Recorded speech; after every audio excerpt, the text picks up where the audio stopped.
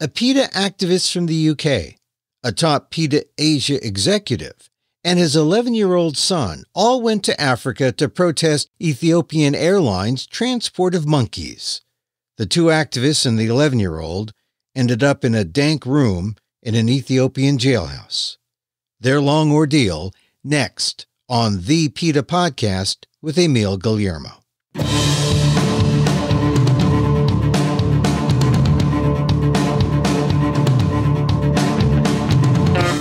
Welcome to the PETA Podcast.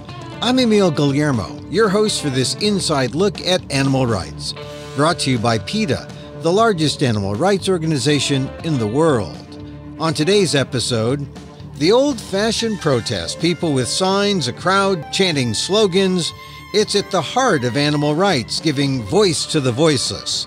So as Ethiopian Airlines continues to transport monkeys to laboratories in the U.S., PETA activists went to Africa to speak out for the monkeys and to call for an end to the transport of those monkeys. Only this time, the activists were taken at gunpoint by Ethiopian police and detained.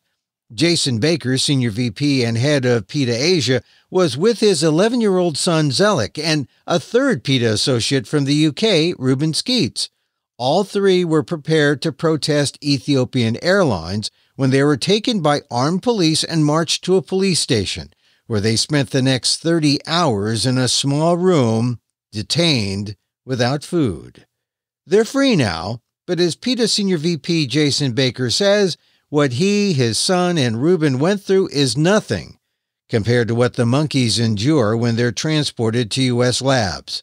Here's Jason on an experience that either crushes you or strengthens your resolve as an animal rights activist, not to mention an animal rights-only bonding experience with his son, on this edition of the PETA Podcast.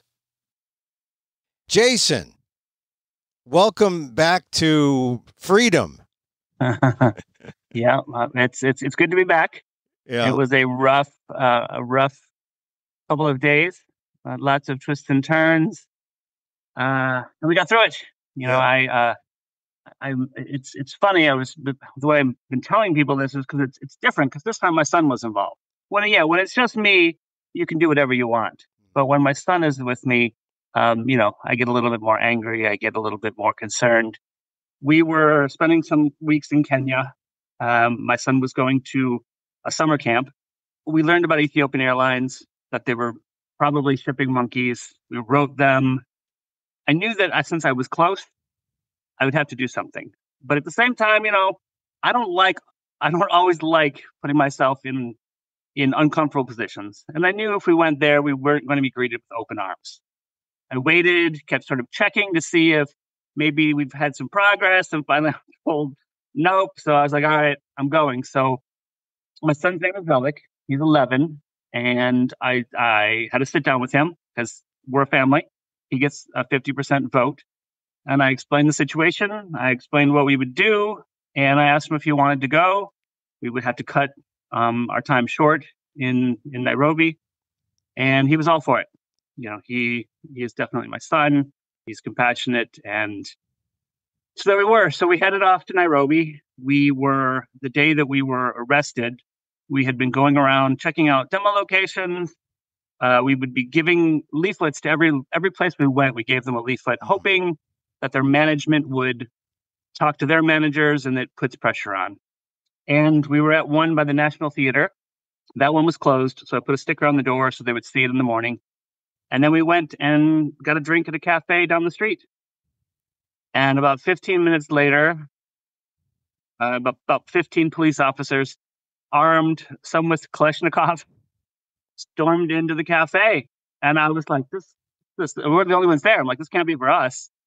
And then we were told to stay seated when went to go to the bathroom.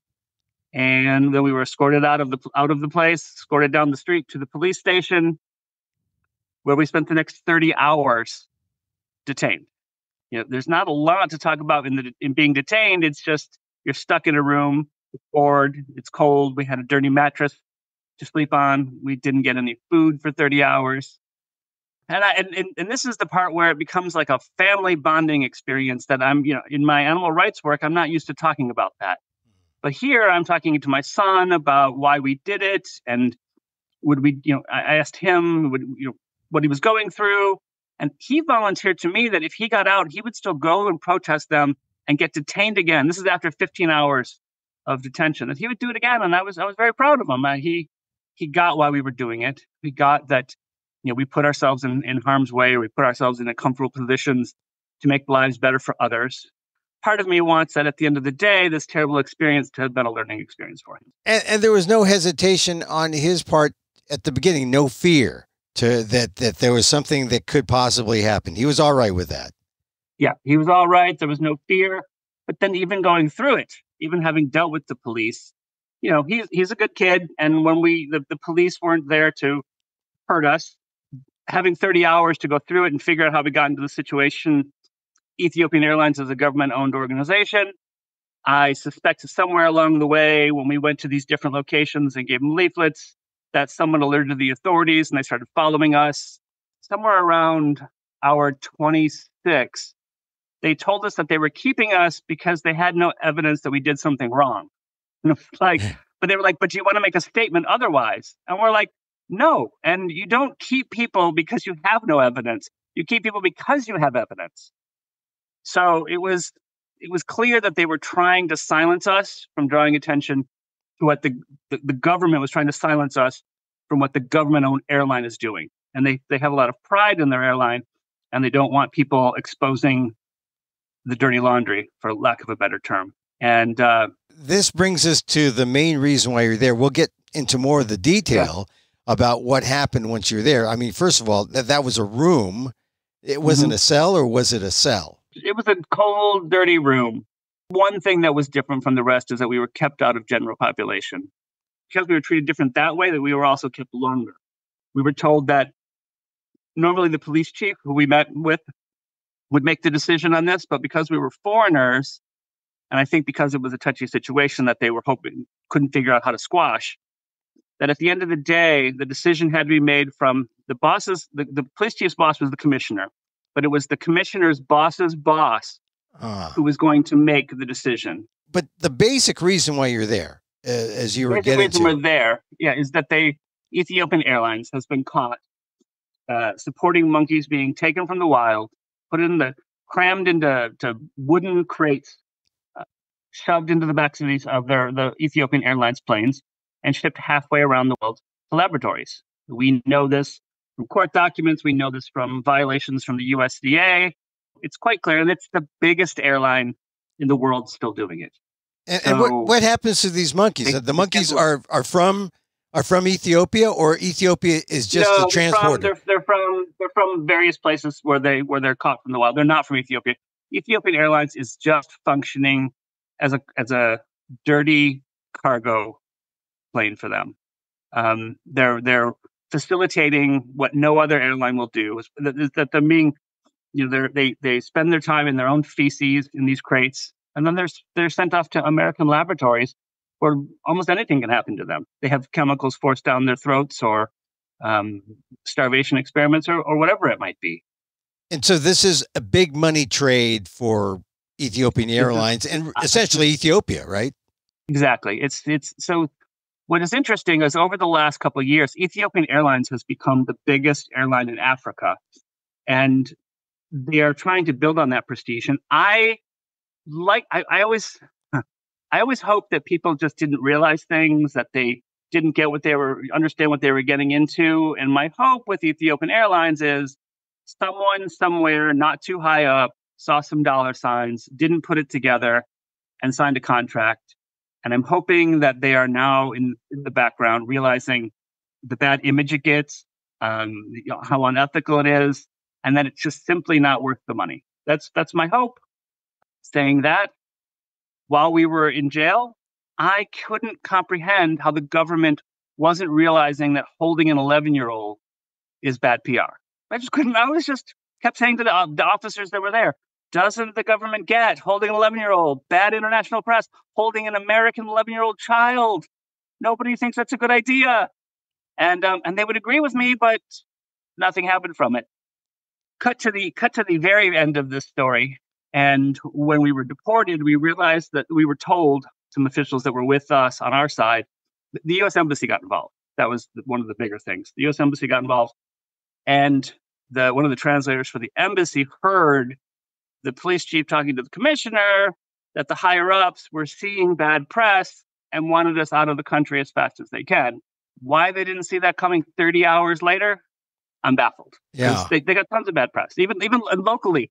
Locally, they're a little bit more hesitant to speak, and we even had local media talking about the situation. See, here's the thing, because I don't know do you think people generally knew that Ethiopian Airlines was doing this monkey transport thing? Do you think that was widely known? Oh, I think generally people don't know. I certainly don't. And I think that officials were trying to cover up whatever they could, even those that didn't know what was going on, because they know that Ethiopian Airlines is a jewel of industry in Ethiopia. There are not a lot of industries that have an international star on them. The airline themselves is rated highly for human passengers. I was deported on them. I wouldn't rate them that high.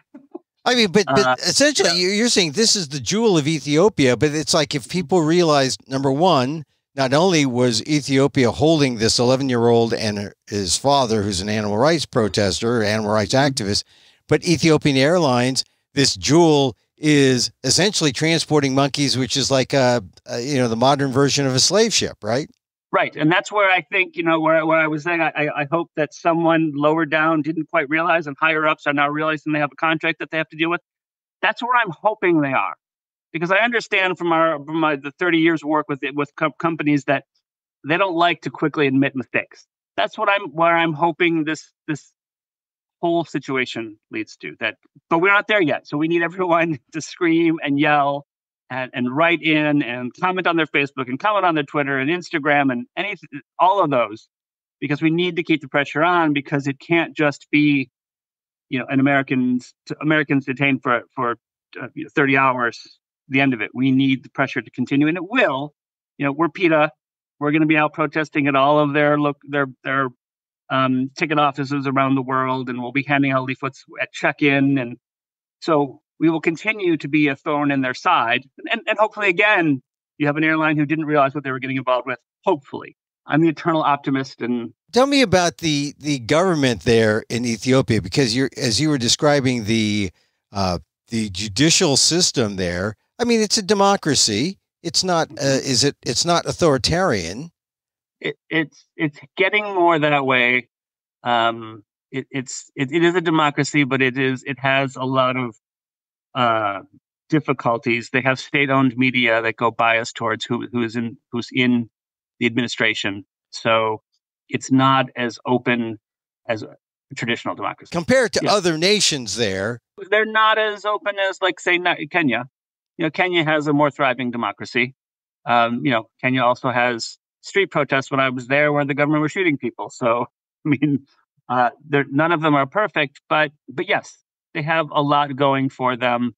Potentially, there does need to be a little bit of work on their democracy. But basically, when Americans, most of the people who listen to our podcast, when they see or understand what's going on here, it's a democracy that's sort of heading toward the right and authoritarianism. Yeah. But when people talk about democracies, they talk about rule of law. I mean, that's the important thing. That's the right. hallmark of this is what makes you free, because people, they adhere to the laws. And the rule of law here seems like at some point, could someone have passed? I mean, you hear this a lot about third world countries. I'm Filipino. My ancestors are from the Philippines, and they always said, "Oh, just give that guy like a $20 bill or $100 bill, and it'll be all right." And many times it would be. And that's the sign of a corrupt democracy, where rule of law does not work. Right. Is it sort of like that there in Ethiopia? I wasn't sure, because I kept thinking, when is someone going to ask me for the penalty fee? That's just and it never came. So that's what I don't know. I almost feel like it was something similar, something along those lines, where we were being held probably potentially illegally because they didn't have anything and they were trying to make it up. We did learn that there's a 48-hour holding period, so they didn't violate that. But I think they were taking extra liberties in protecting the government business in the way that they can sort of bribe your way out. You can bribe your way out of something because I lived in the Philippines, as you know, for that's right, 20 years. In the same way that you can bribe yourself out of things, they can also use the law to hold you illegally or wrongly, just depending on how they want to do it. They sort of have more liberties the same way. And that's where I felt like it was happening. Yeah. Like this wasn't the traditional process that was supposed to happen because they were trying to figure out how to keep us quiet. Yeah. And really the balance of justice is the interests of the government versus the shame of holding an 11-year-old kid and his father, animal rights activists. They've got to balance that. And they had to balance that. And maybe it was something new for them, again, being the optimist, something they weren't used to, something they didn't know how to deal with. But all throughout, they never thought about the monkeys, right? No one was thinking about the monkeys. I mean, when you're held for 30 hours, you're constantly like, what are you doing? Like, someone's got to be talking to someone. So you do work in your mind that they were clearly in touch with Ethiopian Airlines, saying, what do we do here? I was arrested in Egypt, in Tahrir Square 10 years ago at a KFC protest. And they went and they held me for about 6 hours while they got the head of KFC to come talk to me. That's ridiculous. You don't do that. But in the same ways, you could feel that they were sort of looking for direction and didn't know what to do. So there was a British man with us, Ruben, who was fantastic. He's from the UK. He's a great campaigner. And so he called his embassy and I called the US embassy, not to diss the UK embassy, but the American embassy was fantastic. 5 o'clock rolls around. So it's like 24 hours that we've been held now. And I am thinking, well, I got to go home now. And so I'm sort of giving them an out because I feel bad for them. Of course, I'm the one stuck, but you always feel bad for people doing the extra thing for you. So I was like, I understand if you have to go home. And they were like, we're not going anywhere. A lot like that. The UK embassy had already long gone. And they're like, we're not going anywhere. And they worked to get us some food. They got us toilet paper. They were there and they were putting pressure all over. And then at one point we're told, this is like 26 hours in, that we're being charged the next morning. And we may be having to stay in Ethiopia for weeks while the court case goes through, potentially in jail for a week. The UK is going to talk the next day. They're done for the day. The US embassy already has the deputy ambassador coming to court with us and arranging for secure cars to take us to the court case. I can't say that I am the most patriotic American in the world, but that day I was really proud of the effort that the government was making for us. Yeah, and there you were in Ethiopia, and being an American mattered to the embassy, and they took care of you, and they know what a democracy is supposed to be like. They do, yeah. And they took care of you. Yeah, they were great. To go back to the details, you're in this room, this dank, cold room. There's a toilet. There's a bathroom. There's, if I could have gotten a picture of one thing, it would be the bathroom. So the police station did not have running water. So once a day, somebody would bring a bucket of water in and pour it in the toilet. Draw your own imaginations from that, but it was not good.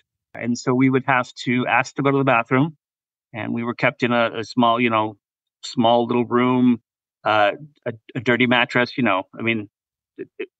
have to say, you get a mattress, and you could have not had a mattress. So to me, that mattress was nice, but you don't sleep. You can hear things going on the whole time, so you don't sleep. I mean, it's hard to explain nothing because you just sat there. How did my 11-year-old get through without a phone? That was his thing too. Afterwards, it was like he's like, I went 30 hours without using a phone. Well, wait a minute now. Wait a minute. They took away your phones. They let me use mine sometimes, but he didn't have one. So there was no. And then you have to roam. Your roaming charges. I think I spent $200 on roaming charges just for a few phone calls to the embassy and some emails. So yes, he didn't have one. So that's actually a plus. You keep your kid from his phone, but you got a phone, and you were able to do media calls and to alert people you. about the situation. That had to help. Mhm.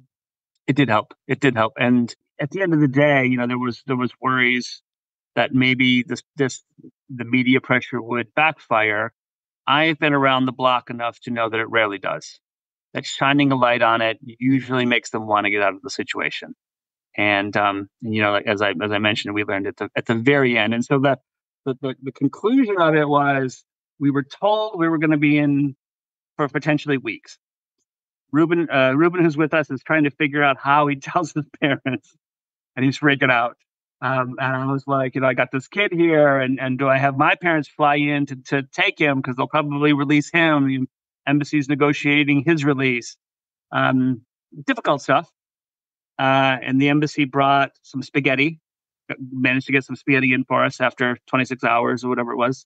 Suddenly, the police chief just literally runs into the room and goes, "You're free." And I was like, "What do you mean?" He's like, "It's done. Case dropped. Hands us our passports." And I was like, "Let's get the hell out of here as fast as we can." Like, I am not looking for them to change their mind, learn there was a mistake. I was like, "Great." I'm like, gave him thanks, shook his hand, and I was just pushing to get out the door. And while we're waiting for a car, he comes running after us and says, "No, no, no, I have to drive you now." So clearly a call came in to get us out of the country. So he escorted us to our hotel. We had just hired some lawyers and loved them so much because they actually followed the police to make sure everything was kosher. Um, and so we get to our hotel. The embassy folks had been out. They meet us there. So in the lobby, we've got two people from the embassy, three police officials, two lawyers, and us grabbing our bags. And they literally just put us in this police truck immediately and off to the airport. We're escorted quickly through security and everything.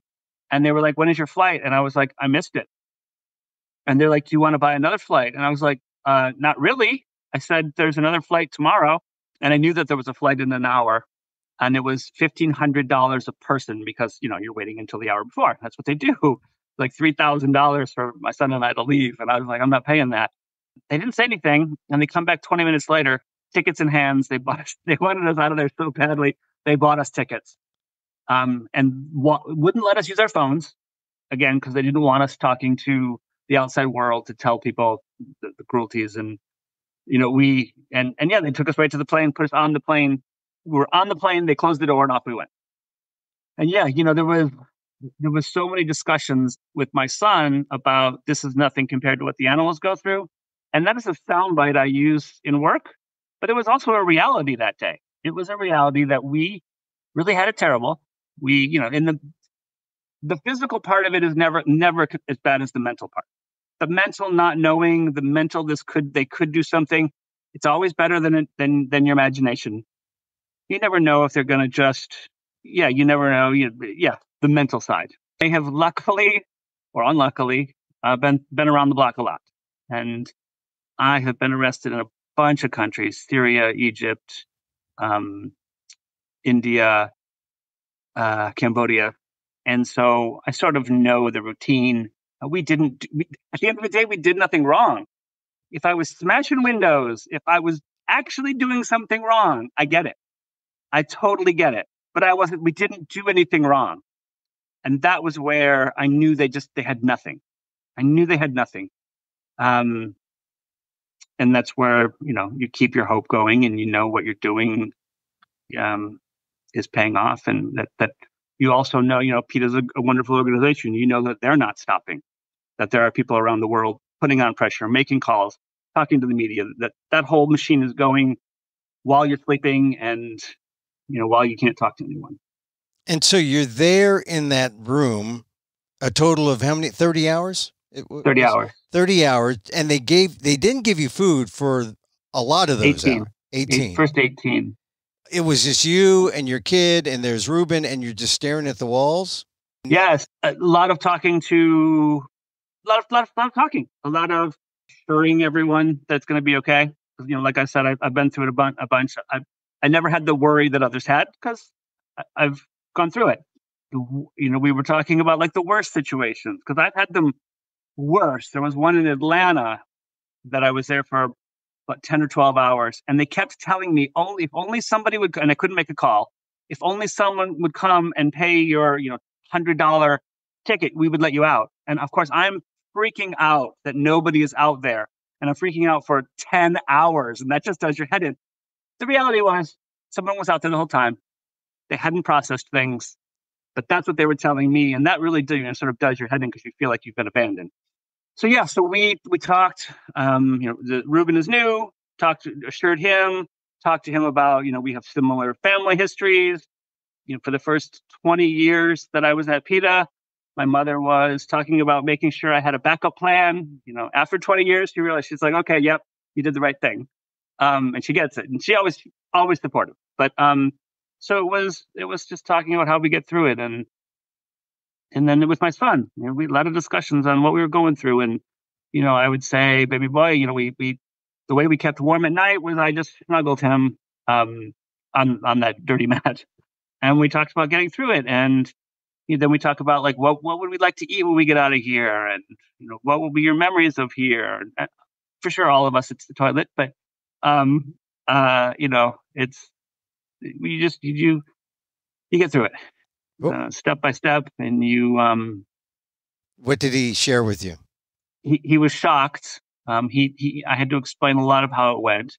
Certainly, the guys with guns in the beginning was, something he was shocked with.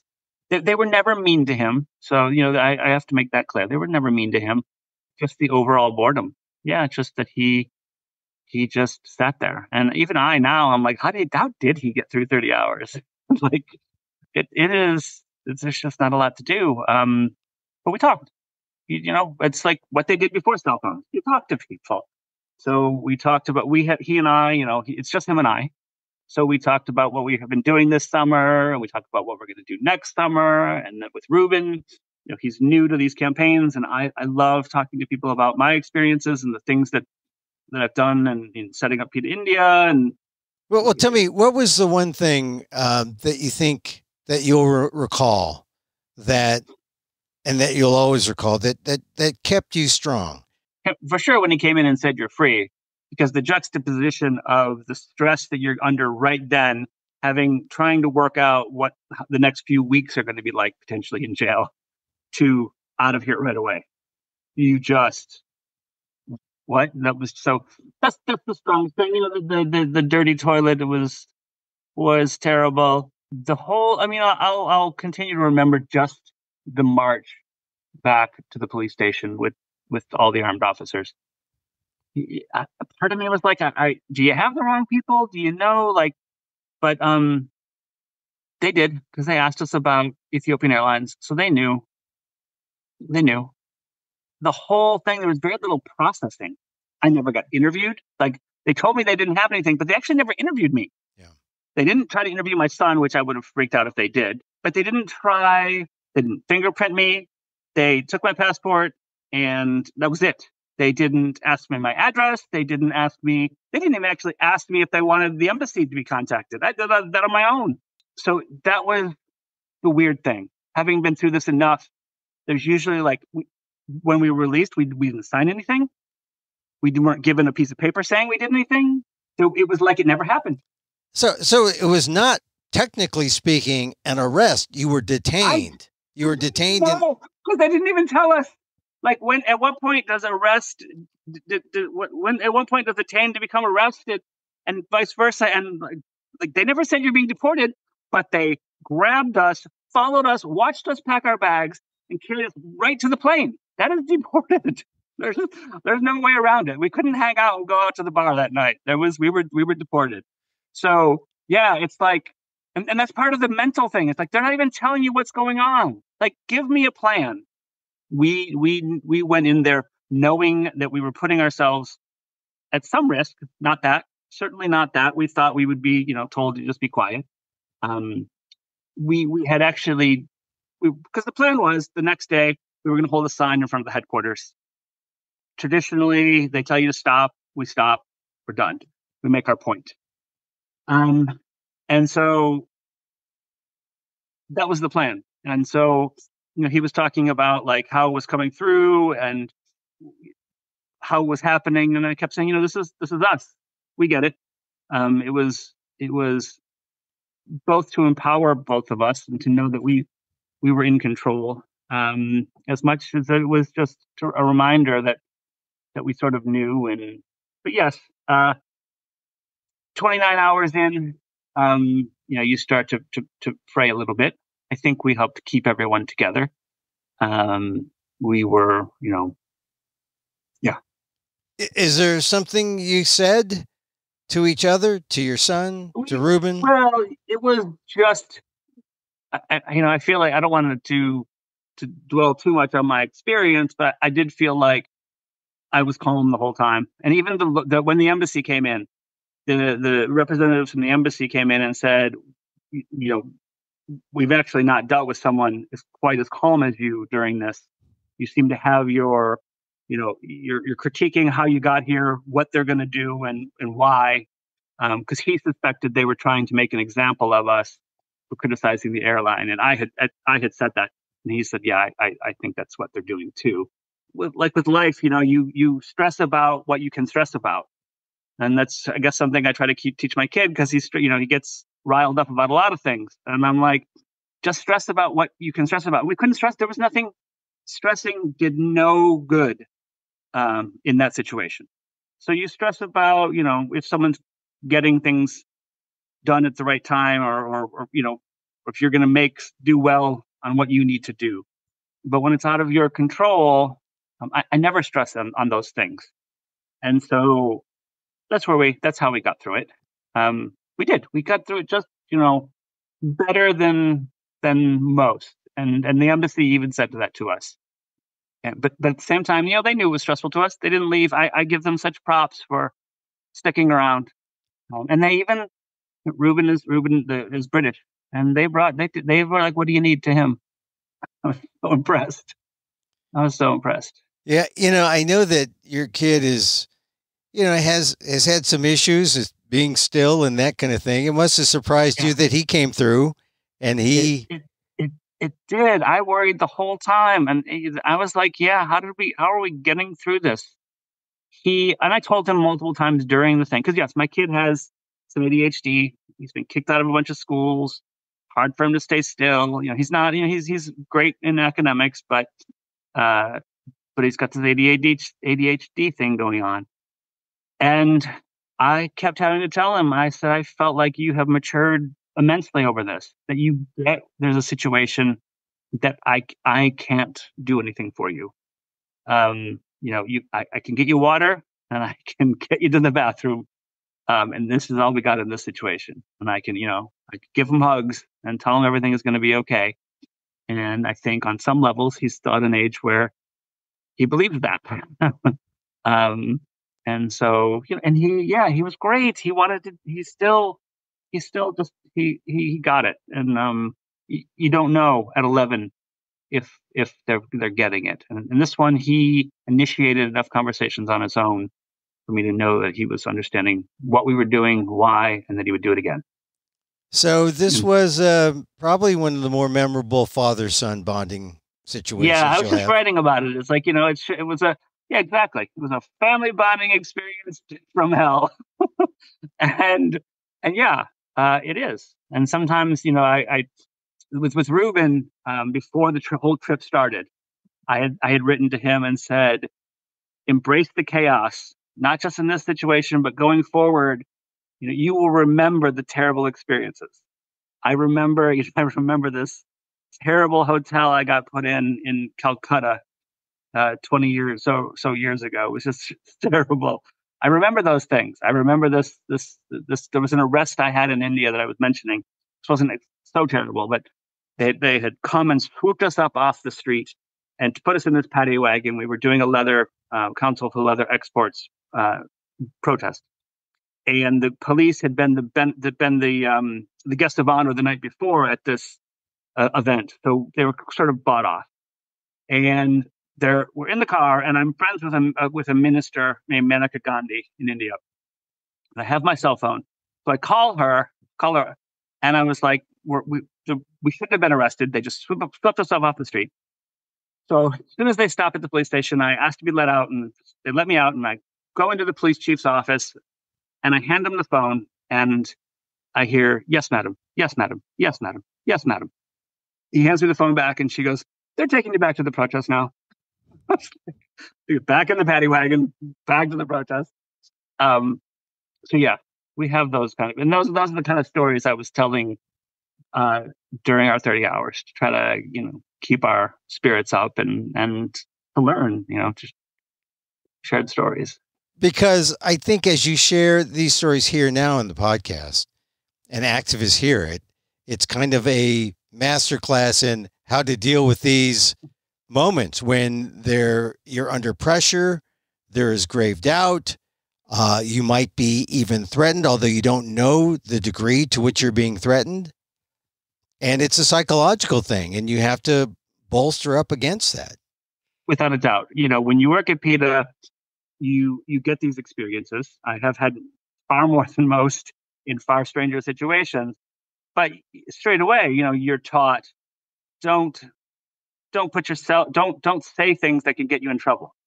And we don't really get in trouble, but you don't have to talk about what you were doing or why. And you know the rules. Like, I did a lot of protests for years around America, and the idea of the public easement where you can be is a concept that was so useful to me when the police would come and say, "You're not allowed to be here."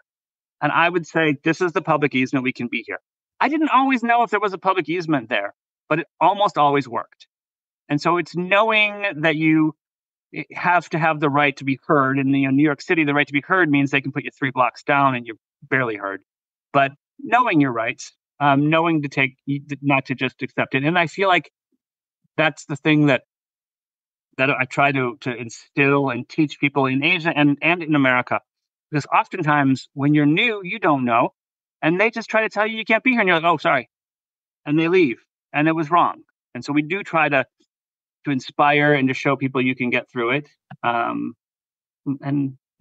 But there's also this idea that no matter what you're going through, don't forget the animals. Nothing. Don't forget the animals. We had that conversation so many times. And yeah, like I said earlier, it is technically a soundbite we say, but it's true. I say it to my staff a lot on a bunch of different issues that we deal with, because on the worst days that we have for our work, it really is nothing compared to what it is for these animals that are going to these labs through Ethiopian Airlines. It's nothing compared to what the chickens go through on industrial farms. It's nothing compared to what circus animals go through. There's just, the list goes on. And the days that you can't take it and you want to cry, it is nothing. It is. I was in a dirty, skanky, dungy room for 30 hours. I mean, most laboratory animals wish they had it so good. So, and then when you're trying to get the media to push your story out there, you don't want to downplay what you're going through, because there's a mental thing to it still. But at the same time, it really is. There's just, I would do it all over again. And I have done, we and all of us at PETA. I mean, that's who we are. You don't go and work for PETA because you're looking for money. You're in the wrong place if you're looking for money. And it's because you are so dedicated and you learn from it. I'm taking, I had Ruben who was there, who was somewhat new, and we were talking about the whole strategy and how we were doing things, like when we were going to go public with certain things about it, and how we do. It's not just that we sit in a room, that we calculate. We didn't go public locally with our arrest until 8 a.m.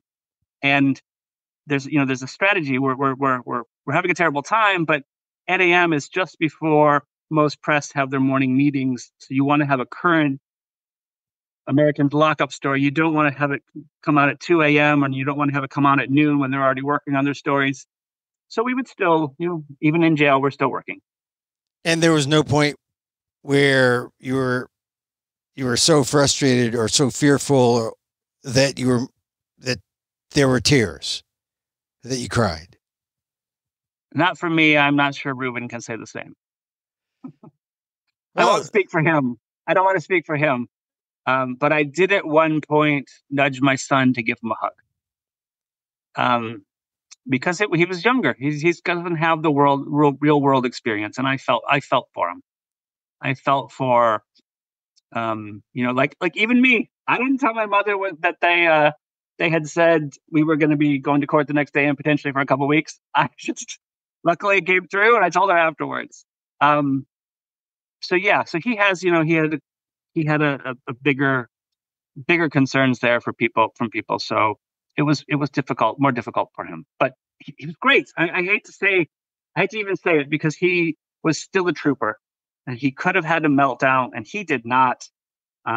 He would do it over again too. It was a lot of life lessons for him, but came through it great. I thought he was fantastic. And through this all, did the protests actually ever happen, or is it yet to come? It is yet to come. It is yet to come. I'm going to be tight-lipped on exactly when, so it doesn't get stopped. The protests there and elsewhere are all yet to come. But no, we would have. If they had let us out, we still would have, to be honest. Not that we would have tried to come up with every excuse to not do it. Because don't get me wrong, we would have done it, but we wouldn't have been happy doing it. They will be happening all over, and they will be. What we do is we got to keep the pressure on everywhere. Mm-hmm. So it will be not only their offices, but what will be all the media that came out. We'll be sure to fax it to them and post it to them, and so that everybody in all of their offices is seeing all this pressure. But while I was there, this is one little funny thing. While I was there, I went to a florist before we were arrested, and I ordered flowers for the CEO. And there was only a couple different cards you could fill out. It was birthday and anniversary, and there was a retirement one. So I filled out a retirement card that said, "Looking forward to the retirement of monkey shipments." And then I signed it. So next week, they're to be delivered. And that's just the one little thing to just keep it on their minds to remember, I was just planning ahead. Because even good or bad, however that this event went, there was always the next thing to think of and the next thing. And so, yeah. Well, certainly right now, every people in Ethiopia and now more people are aware of what Ethiopian Airlines is doing. And what can people do if they're listening to this? What can people do to keep up the pressure from where they're at? Sure. They should go to PETA's social media pages, go to Ethiopian's social media pages and comment. Ethiopian, I think it's Fly Ethiopia on Twitter, Facebook, and Instagram. I know that they will likely block you on Facebook. They're not as quick on Instagram and Twitter, but that's okay if you get blocked, because if you get blocked, you're having an impact. So just go and tell them to stop. Just stop shipping monkeys. That's all you need to say. You don't need to. You can be long-winded. You can tell them what you think, but just tell them to stop. Because the more they get that, the more they're having to block. They're telling their supervisors. Their supervisors are telling it. It's the additional pressure. That is the easy thing. If you live near an Ethiopian Airlines, or if you're traveling, I saw an Ethiopian Airlines desk when I was in Nairobi. I had to run over and say something. Just say, "I heard you're shipping monkeys, and I hope you stop." Talk to a manager. It's just, and then of course sign up to PETA's activist network if you're not already. Everybody should, because when there's protests in your area, when there are protests in your area, we'll invite you to them, and that's always what we need. And human bodies helping us. Yeah, and so people should always be thinking about the monkeys, and now they can think of Jason, Zellick, and Ruben. That's right. Hopefully they won't think of us for long. They'll continue to think about the monkeys, and then they can forget about us quickly. Well, Jason, I've talked to you through many of your adventures here on the podcast, and this was kind of especially with the guns at the beginning. The escort. We were, when in this 30 hours that we had talking, and I was telling Ruben about the different arrest experience, because there's a lot of them there. And then he kept he's like, where does this rank? And I'm like, oh, it's at the bottom. And then I was like, well, it's kind of in the middle. I'm like, okay, well, it's kind of up near the top. He's like, it changed. It was not the most mentally, but it was just the longest. Yeah. I was overnight in the Tombs in New York City when we took over Karl Lagerfeld's office with Ricky Lake back in the 90s. And that was rough because there were people in lockup washing their faces in the toilet and things like that were, freak you out. So, they're different. They're different experiences. There's probably a story about all these arrests somewhere, probably potentially a book of craziness, but for another day.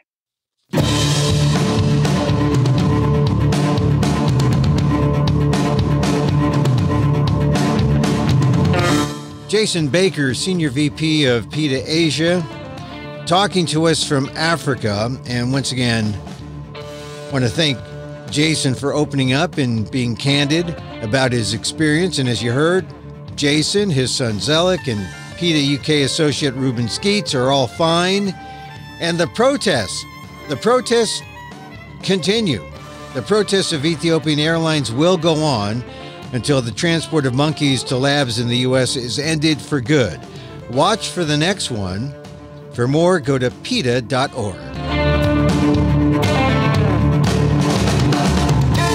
And that's our show for today. Thank you for listening. Don't forget to send a link of the show to your friends. Tell them you like the PETA Podcast. You can contact us at PETA.org. You can find me on Twitter at emilamok, that's EMILAMOK. Or see my vlog at amok.com. Or see my work at ALDEF, the Asian American Legal Defense and Education Fund. That's ALDEF, AALDEF.org/blog. And get this podcast on YouTube at emilamok1.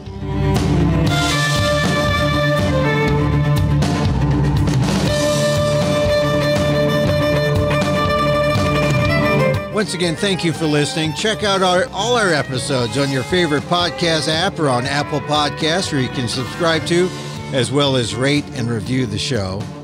It helps get the word out about the issues you care about. Our music is provided by CarbonWorks. Check them out on YouTube. And join us again next time for more insight into animal rights and the fight for a cruelty-free world on the PETA Podcast. I'm Emil Guillermo.